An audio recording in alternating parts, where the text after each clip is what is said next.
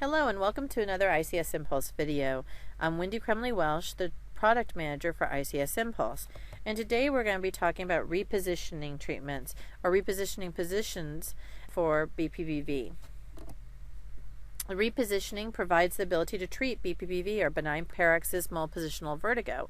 The purpose of this treatment is to relocate the otoconia which have become dislodged and are in the semicircular canals near the cupula, which is called canal lithiasis, or attached to the cupula, which is cupulolithiasis. Now note that cupulolithiasis is much rarer, and in the literature some people have reported that only about 5% of patients with BPPV actually have cupulolithiasis. The majority have canal lithiasis. The otoconia are being moved back into the utricle where they originated by changing the patient's body orientation with respect to gravity, and thus treating the BPPV. Different positional tests are used to treat anterior-posterior canal BPPV or lateral canal BPPV. And note that posterior canal BPPV is the most common BPPV. One thing to note, that research literature has also recommended that if the patient does have cupulolithiasis, that vibration be used in combination with the treatments, and that this is more beneficial. So we're going to be talking about several repositioning maneuvers. The first one is canalith repositioning treatment, or sometimes called CRP, canalith repositioning procedure. Most of these treatments also have a proper name, or the name of the researcher who contributed to the development of this maneuver, and this one is often called the Epley maneuver.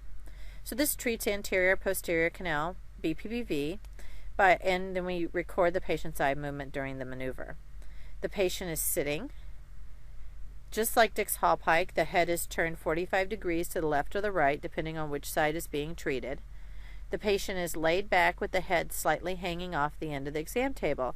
Then the head is turned 90 degrees in the opposite direction.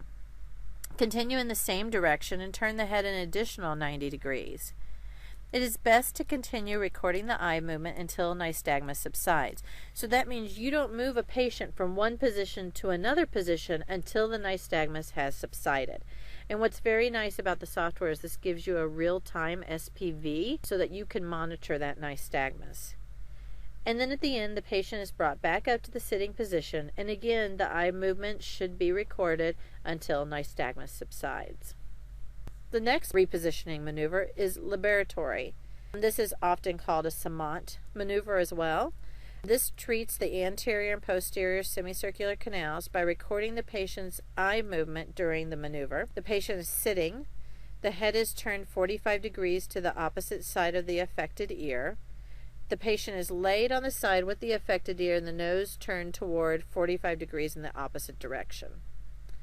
Move the patient over to the opposite side while maintaining neck orientation so that the patient is laid on the unaffected ear with the nose turned down 45 degrees. And lastly, the barbecue roll. Now the reason why it's called the barbecue roll is we're actually going to move the patient 360 degrees. But this maneuver treats lateral semicircular canal BPPV. The patient is lying supine with the head tilted up 30 degrees, and then we're going to turn the patient so the affected ear is toward the floor. The head is turned 90 degrees or as far as it'll turn in the opposite direction of the side being treated. And we continue in the same direction with the patient lying on their side and the head maintained at 90 degrees or as far as it'll turn. You turn the patient on their stomach with their head tilted 30 degrees facing towards the floor. And we keep on rotating around. The patient will continue rotating in the same direction, lying on their side, the head maintained at 90 degrees or as far as it'll turn. And lastly, we're returning to the starting position. So regarding pupil detection, calibration, and the vision denied solution, these topics are actually covered in separate videos. Regarding goggle placement, the goggles need to be on tight enough so that they don't move during the maneuver, so that you can continue to record the eye, but they don't have to be as tight as head impulse testing. The eye video recording, when you're thresholding the pupil here, you can choose pupil location or grayscale image, but it doesn't matter which one you choose because the eye video recording will always be in grayscale. And then the last thing, you have two options, head position feedback and synchronized room video. And the reason why head position feedback is bold is because that's probably the most useful of the two. And the head position feedback will guide you to make sure that you properly position the patient during the maneuvers. But the synchronized room video, if you decided you wanted to do something different, a different maneuver like Gaffoni or some of the other maneuvers out there, then you can set up your system to do that and use the synchronized room video to record the patient. The last two things, external monitor and presentation remote. I think the external monitor and the presentation remote are extremely helpful during repositioning of the patient. You want to stay close to your patient, obviously, as you're moving them through these repositioning treatments. The external monitor, if you click this button right down here that says external monitor, will actually allow you to move the eye as well as the real-time SPV number up on a separate monitor. So what would be nice is if you have your table, you have the laptop on one side, an external monitor on the opposite side, so therefore you will always see that patient's eye movement. You will always see the real-time SPV no matter which way you're facing as the clinician, so that you can monitor those two things and then know that once that nystagmus subsides, it's time then to move to the next position. And the presentation remote allows you to start and stop without being right next to the computer.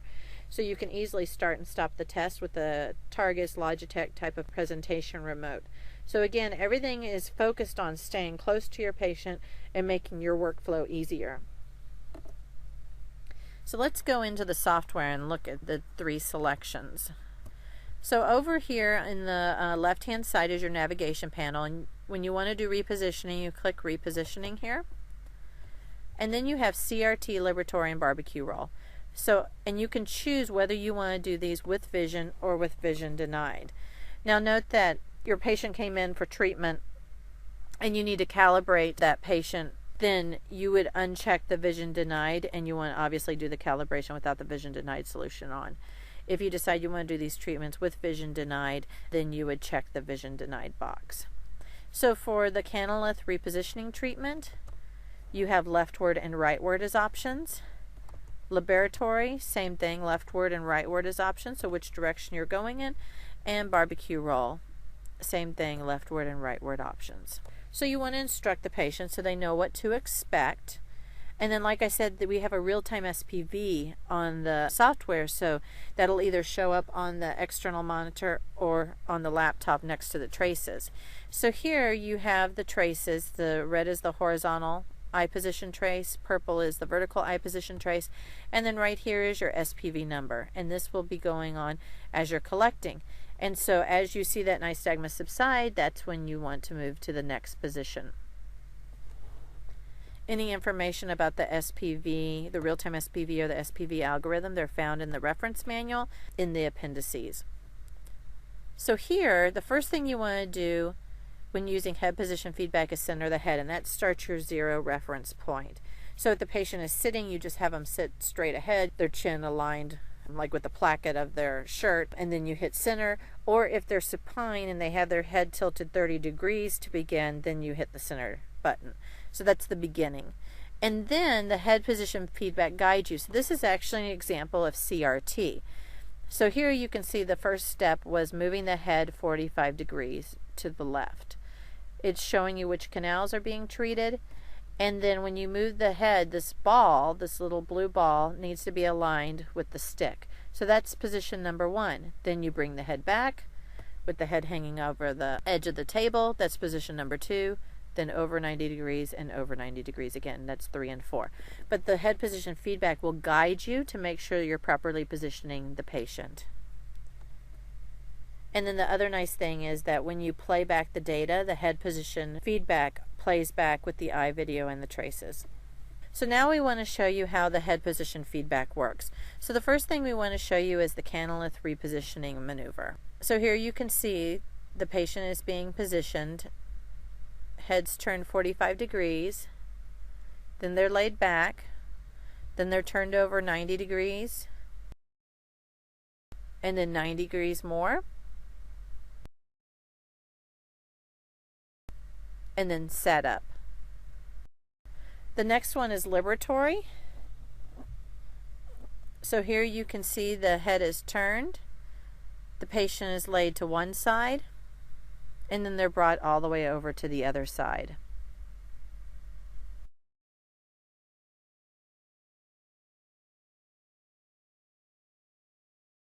And the last one is the barbecue roll.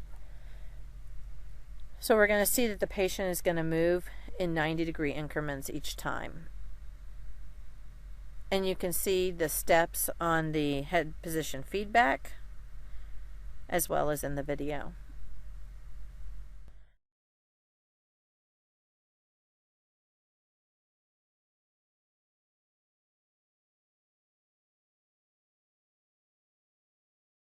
So let's talk about data analysis. Now this is an example of, this is actually liberatory, and this patient is normal. They did not have any nystagmus.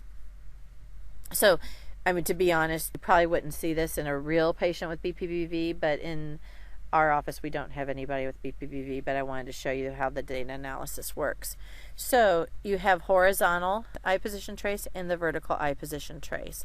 Down here is the head position feedback. So step one, they went to the left side and then back over to the right side. You have the eye video, and then you have the SPV graph.